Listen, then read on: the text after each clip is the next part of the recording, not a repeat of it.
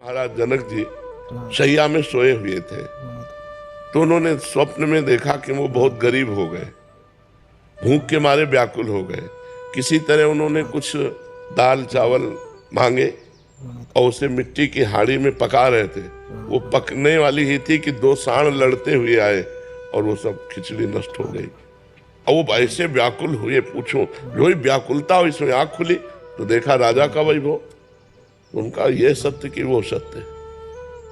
सभा में आए बड़े बड़े विद्वान बैठते थे, उनसे पूछा ये सत्य कि वो सत्य।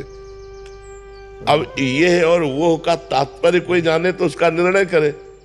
उनका भाव था ये सत्य जो देख रहा हूं या जो स्वप्न में देखा वो सत्य।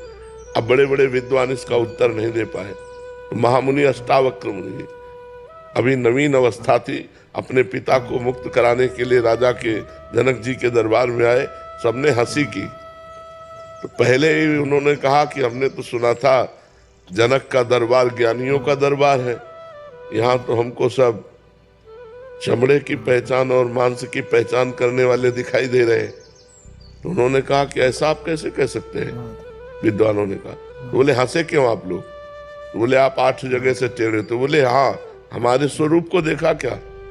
हमारे शरीर को देखा तो शरीर में क्या है? चाम हड्डी मांस।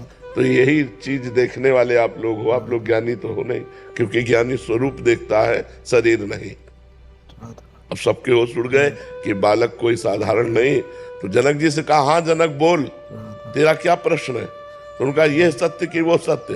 बोले ना ये सत्य ना वो सत्य।